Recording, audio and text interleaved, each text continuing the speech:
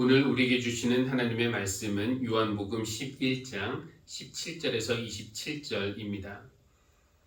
예수께서 가서 보시니 나사로가 무덤 속에 있은 지가 벌써 나흘이나 되었다. 베다니는 예루살렘에서 오리가 조금 넘는 가까운 곳인데 많은 유대 사람이 그 오라버니의 일로 마르다와 마리아를 위로하러 와 있었다. 마르다는 예수께서 오신다는 말을 듣고서 맞으러 나가고 마리아는 집에 앉아 있었다. 마르다가 예수께 말하였다. 주님, 주님이 여기에 계셨더라면 내 오라버니가 죽지 아니하였을 것입니다. 그러나 이제라도 나는 주님께서 하나님께 구하시는 것은 무엇이나 하나님께서 다 이루어 주실 줄 압니다. 예수께서 마르다에게 말씀하셨다. 내 오라버니가 다시 살아날 것이다. 마르다가 예수께 말하였다. 마지막 날 부활 때에 그가 다시 살아나리라는 것은 내가 압니다. 예수께서 마르다에게 말씀하셨다. 나는 부활이요 생명이니 나를 믿는 사람은 죽어도 살고 살아서 나를 믿는 사람은 영원히 죽지 아니할 것이다. 내가 이것을 믿느냐? 마르다가 예수께 말하였다. 예, 주님. 주님은 세상에 오실 그리스도시며 하나님의 아들이심을 내가 믿습니다. 아멘. 3.1, 4.19, 5.18, 6.25, 8.15처럼 2014년 이후에는 4.16도 우리가 기억해야 할 날이 되었습니다. 이번 토요일이 4월 16일입니다. 매해 국가적으로 기념되기 때문에 잊어버리기 어려운 날들과는 달리 4.16은 시간이 지나면은 잊혀질 수 있는 사건이기 때문에 많은 사람들이 처음부터 잊지 않겠습니다 라고 약속했고 애써 그 약속을 지키기 위해 노력하고 있습니다.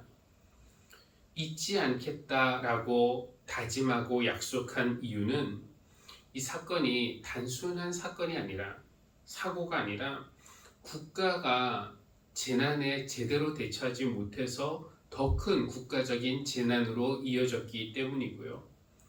특히 희생자 대부분이 어린 학생들이었기 때문인데 나라 어른들의 안일한 대응으로 어린 자녀들이 너무 안타깝게 희생되었기 때문에 우리는 잊지 않겠다라는 그 말로 희생자들의 영혼과 가족의 아픔을, 유족의 마음을 위로하고 또 다시는 이런 일이 발생하지 않는 사회를 만들고 싶어서 잊지 않겠다라고 약속한 겁니다.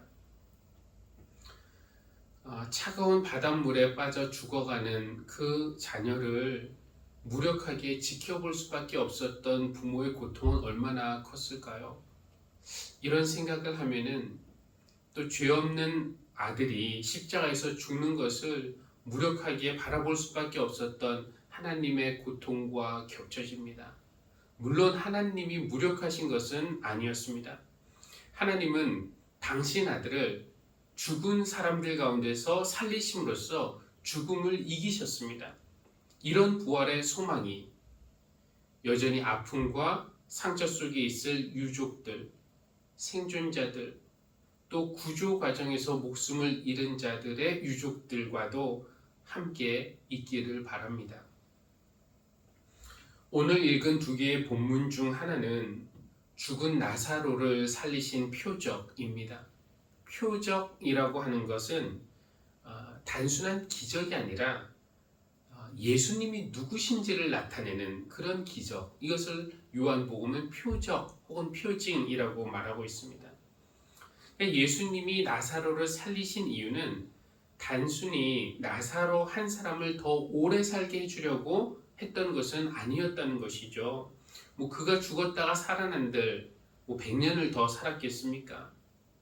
표적의 주인공은 나사로가 아니라 예수님입니다. 초점이 나사로의 살아남 여기에 있는 것이 아니라 예수님이 누구신가? 예수님의 정체성이 있어요. 나사로 한 명에 국한되는 이야기가 아니라 예수를 믿는 우리 모두와 관련된 그런 이야기라는 것이죠. 예수님이 나사로를 살리신 이유는 예수님이 생명이고 부활이라는 사실을 당사자인 나사로에게, 또 그 가족인 마르다와 마리아에게, 또 제자들에게, 또 거기에 있던 모든 사람들에게, 그리고 오늘 우리에게도 가르쳐 주시기 위해서입니다. 예수님이 생명이고 부활이시라는 사실을 말이죠. 생명이라는 것은 우리가 스스로 만들어낼 수 있는 것이 아닙니다. 그러니까 노력한다고, 열심히 노력한다고 생명을 만들 수 있는 것이 아니라 어디에선가부터, 누군가로부터, 즉 외부에서부터 받아야 하는 것입니다. 여러분, 흙이 씨를 만들어낼 수 있나요? 없죠. 흙은 씨를 받아서 열매를 낼 뿐입니다. 우리도 똑같아요. 우리는 흙으로 만들어진 존재입니다.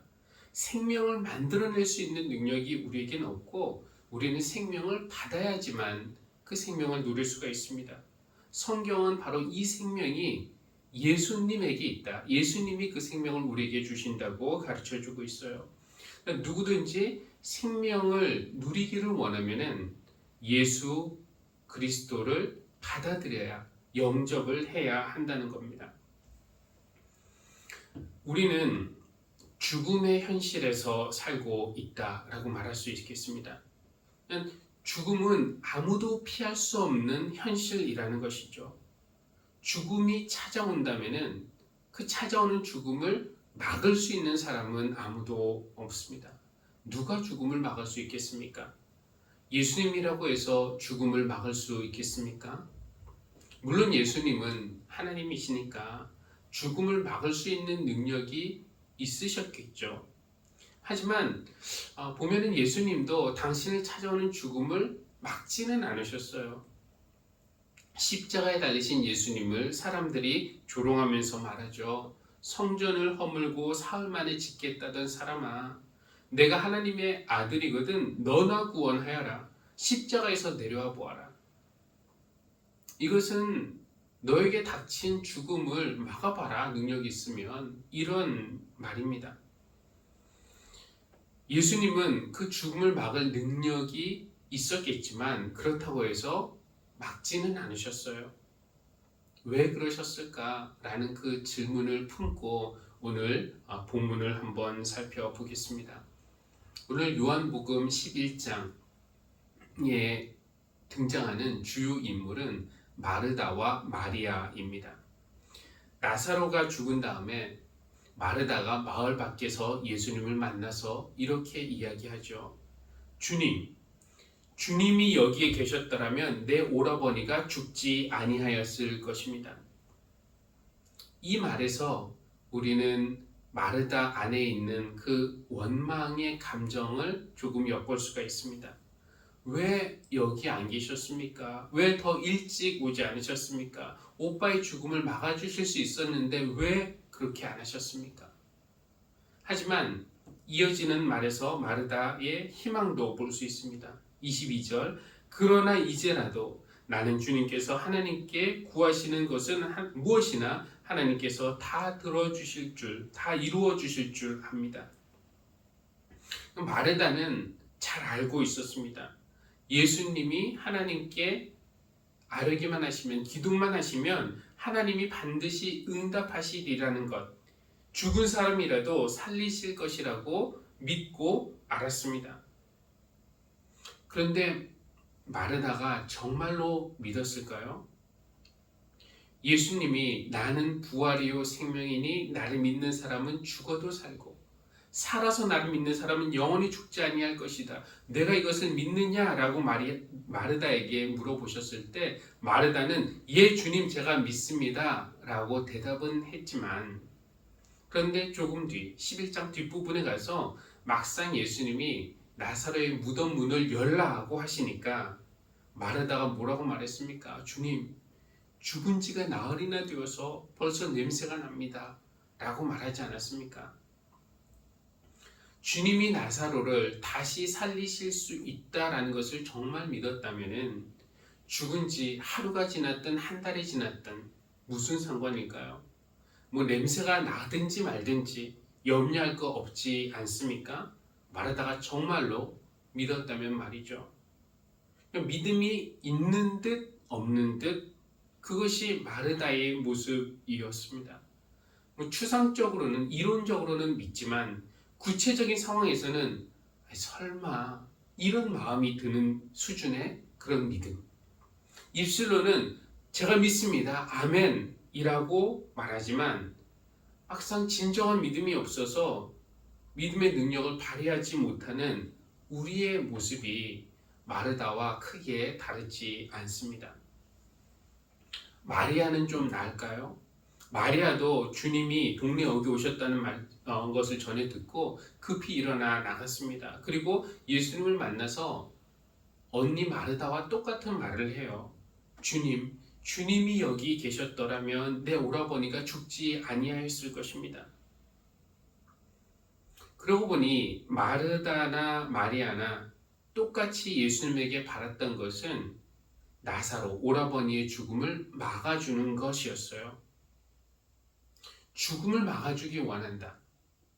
이것은 좀 더 넓은 의미로 해석하면은 우리에게 나쁜 일이 생기지 않도록, 나쁜 일이 찾아오지 않도록 막아주시기를 바란다라는 뜻이겠죠. 많은 사람이 예수님을 믿으면서 예수님에게 기대하는 것이 바로 이런 거 아닙니까? 우리가 예수님을 잘 믿으면 우리를 질병으로부터 보호해 주시고 사고와 재난으로부터 막아주시고 나쁜 일이 생기지 않도록 지켜주시기를 바라는 것입니다. 물론 우리가 인간으로서 하나님께 그런 기대를 하는 것은 당연한 것이지만 정말 우리가 예수님에게서 바라는 것이 그것만이라면 오늘 주님의 모습에 우리는 당황하지 않을 수 없습니다.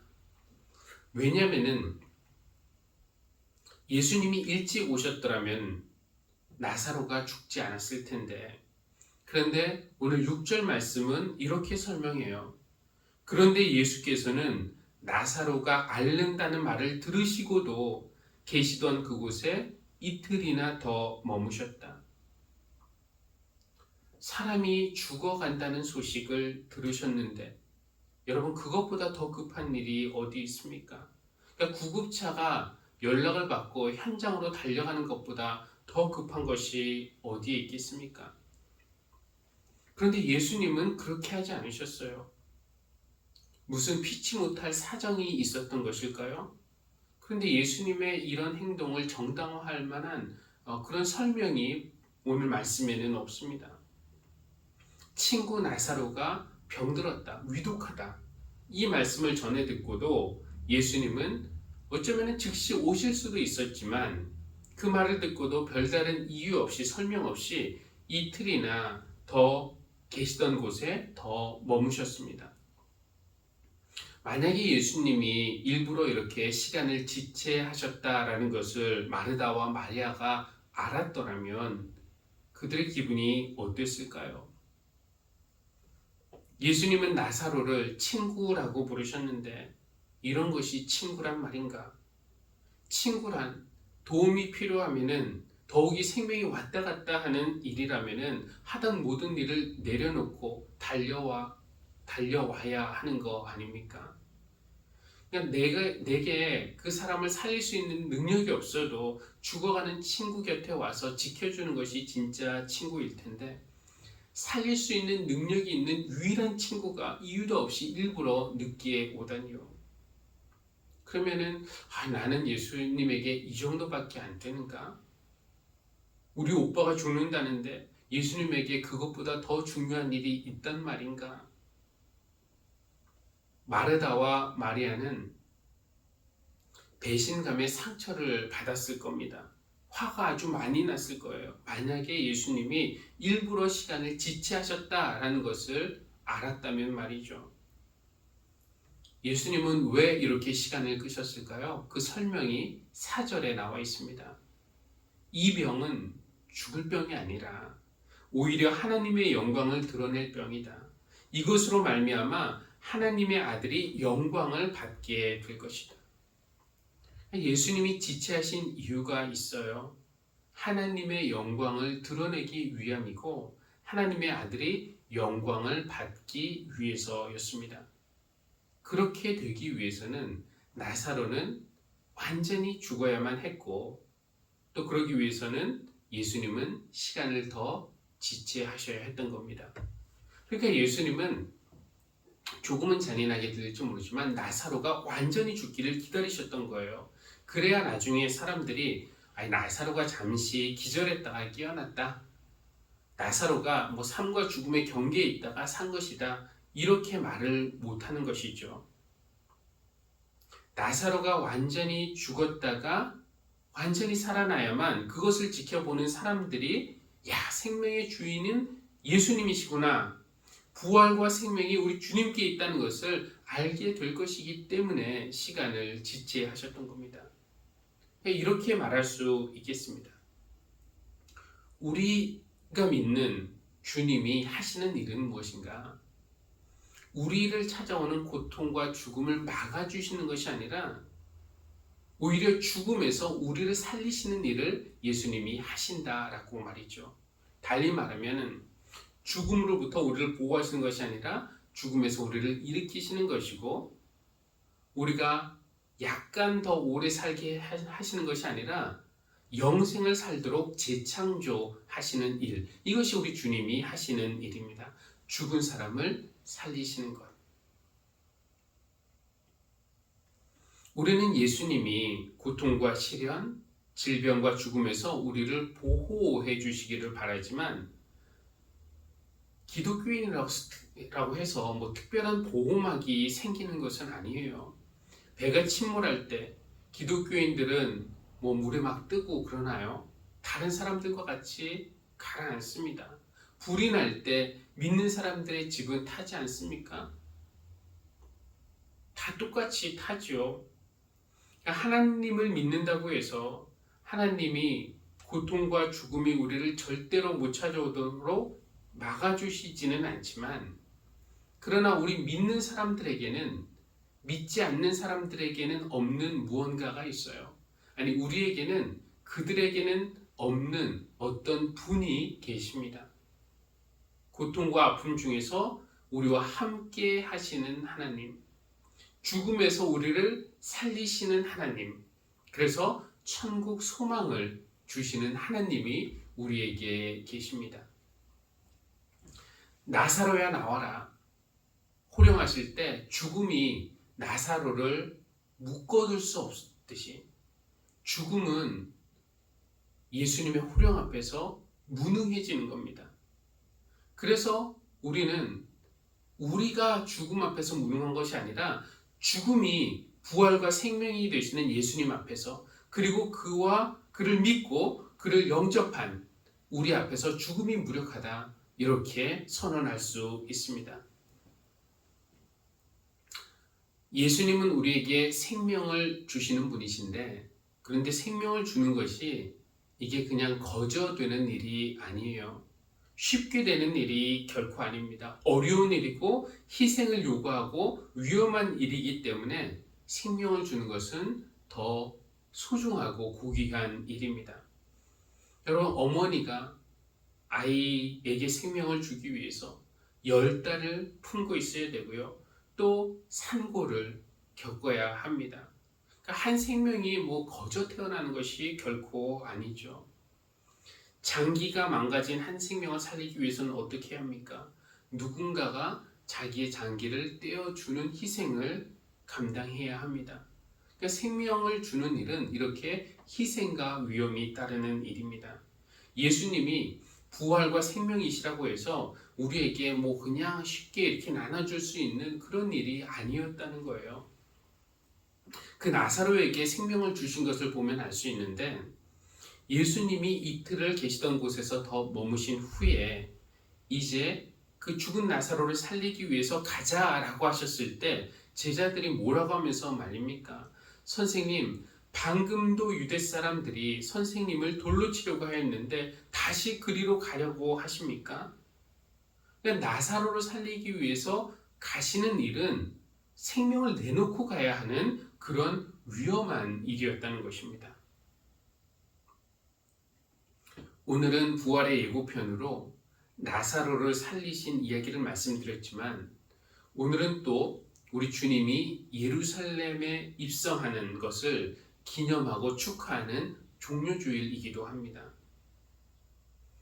우리는 나귀 타고 오시는 예수님을 종려나무 가지를 흔들며 환영하지만 예수님이 예루살렘에 들어오시는 것은 이것은 위험한 일이었어요. 예루살렘에서는 십자가의 죽음이 우리 주님을 기다리고 있었기 때문입니다. 여러분, 사랑하는 친구 나사로를 살리기 위해서 목숨을 걸고 베다니로 들어가셨듯이 사랑하는 우리를 살리기 위해서 목숨을 내놓고 예루살렘에 우리 주님이 들어오시는 것입니다. 생명을 주기 위해서. 그것은 위험하고 희생을 감수해야 하는 일이었습니다. 이제 오늘부터 고난주간이 시작이 됩니다. 이번 주간에 우리 주님에게는 많은 일들이 벌어집니다. 제자들과 마지막 식사를 하시고 그들의 발을 씻기시고 새로운 계명을 주시고 겟세마네에서 기도하시고 붙잡히시고 고난당하시고 그리고 금요일 십자가에 못 박혀 죽으실 것입니다. 우리가 주님과 동행한다면 우리에게도 이번 한 주는 어두운 긴 터널을 지나가는 것과 같은 그런 한 주가 되겠죠.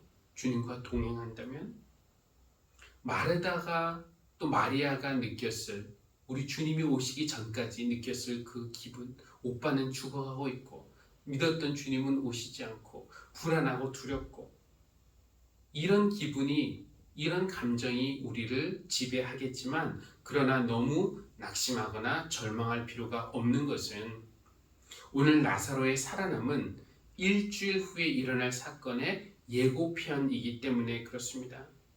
무덤이 죽음이 나사로를 가두지 못했듯이 사람들은 예수님을 죽여서 무덤에 가두겠지만 그 무덤이 그 죽음이 예수님을 가두어 두지는 못할 것입니다. 나는 부활이요 생명이다. 그런데 예수님 혼자만 부활하시는 것이 아니라 그를 영접하는 자, 그 이름을 믿는 모든 사람들, 우리도 함께 살리실 것입니다. 이 믿음이 저와 여러분에게 천국에 대한 소망을 주기를 바랍니다. 교회 여러분, 죽음에 대한 불안과 두려움, 슬픔과 절망이 여러분을 괴롭히고 있습니까? 그럼 예수님이 예루살렘에 들어오셨듯이 여러분 삶 안에도 들어오실 수 있도록 마음 문을 활짝 여시고 우리 주님을 받아들이시기 바랍니다. 그럴 때 부활과 생명의 씨가 우리 안에 심겨지는 것입니다. 그런 사람은 죽어도 살고 살아서 믿는 사람은 영원히 죽지 아니할 것이다 라고 주님은 말씀하십니다. 여러분 이것을 믿으십니까? 우리의 대답이 아멘이기를 바랍니다. 기도하겠습니다. 호산나 주님의 예루살렘 입성을 환영합니다. 하나님, 오늘은 우리 주님이 하나님 나라의 왕으로서 예루살렘 입성하시는 것을 축하하고 환영하는 날이지만 오늘 이후에는 음모와 배신, 고통과 죽음이 예수님을 기다리고 있음을 우리가 잘 알고 있습니다. 그러나 하나님, 오늘 나사로를 살리신 말씀을 통해서 우리 주님은 생명이고 부활이라는 것, 갈보리 언덕 십자가가 끝이 아니라 그 너머에는 부활이 있고 승리가 있음을 깨닫게 하시니 감사합니다. 우리의 모든 죄, 욕심, 교만, 거짓, 불신앙, 미움, 다툼, 폭력 이런 모든 죄를 십자가에 못 박기 원합니다. 그래서 우리도 나사로처럼 완전히 죽게 하시고 또 부활절에 완전한 새 생명으로 다시 살아나게 하여 주십시오. 하나님, 예물을 하나님 앞에 드립니다. 사랑과 정성과 감사의 마음으로 드립니다. 하나님 기쁘게 받아주시고 하나님의 뜻에 맞는 일에 사용하여 주십시오. 그래서 영적으로 잠들고 죽고 병든 영혼들이 부활의 소망을 가지는 일이 우리 교회를 통해서 일어나게 해주시기를 기도합니다. 예수님의 이름으로 기도합니다. 아멘.